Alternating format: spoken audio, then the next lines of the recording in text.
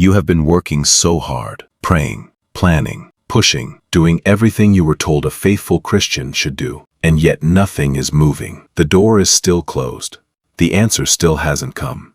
And deep down, a quiet, terrifying thought keeps surfacing. What if I'm doing this wrong? Here is what nobody tells you. Sometimes the reason God isn't moving is not because you need to try harder.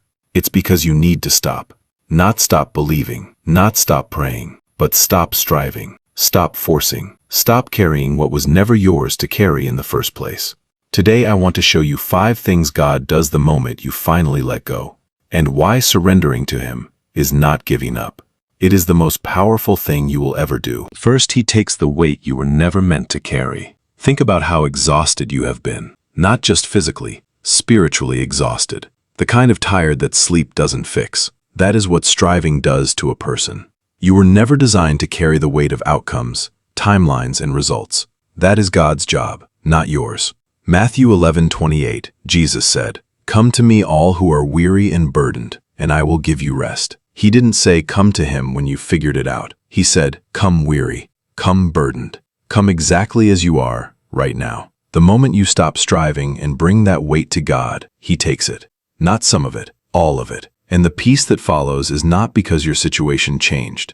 It's because you finally stopped holding something God was always willing to hold for you. 2. He starts moving in ways you were too busy to see. Here is something many Christians never realize. When you are striving, you are so focused on the door you're pushing that you completely miss the doors God is quietly opening beside you. Striving creates tunnel vision. It locks your eyes on one outcome and blinds you to everything else God is doing around you. Psalm 46:10, "Be still and know that I am God." That word still in Hebrew means to release, to let drop, to stop holding on so tightly. The moment you become still, God doesn't start moving.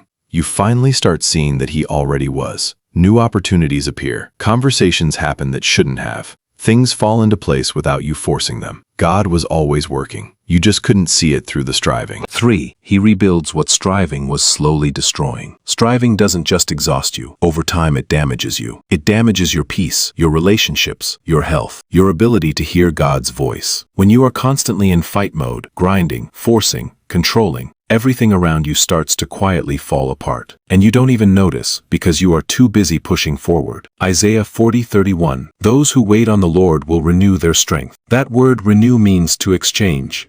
You give God your worn-out, broken striving, and He gives you back something new. Strength you didn't have before. Clarity you couldn't manufacture on your own. Letting go is not weakness. It is the exchange that makes restoration possible. God cannot rebuild what you refuse to put down. 4. He aligns the right things at the right time. You have probably heard the phrase, God's timing. But here is what that actually means in real life. When you are striving, you are running on your schedule. When you surrender, you step into His. And God's schedule is the only one where things actually work out. Think about how many times you forced something through, a relationship, a decision, a plan, and it fell apart anyway. Forcing never produces what surrender produces.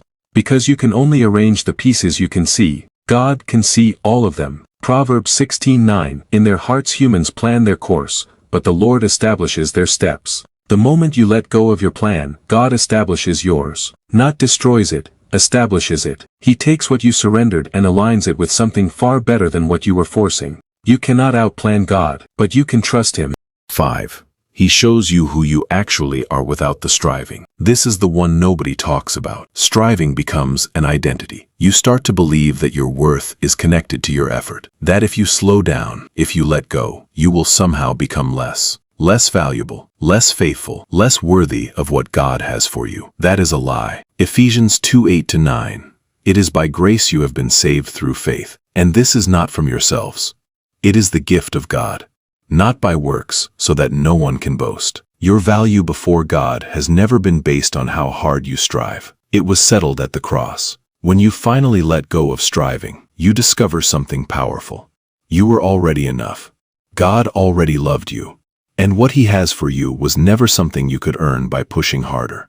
It was always something He was going to give you by grace. Striving says, if I just work harder, God will move. Surrender says, God, I trust you to move, and I'm getting out of your way. Those two sentences lead to completely different lives. The most powerful thing you can do today is not try harder. It is to open your hands, release the outcome.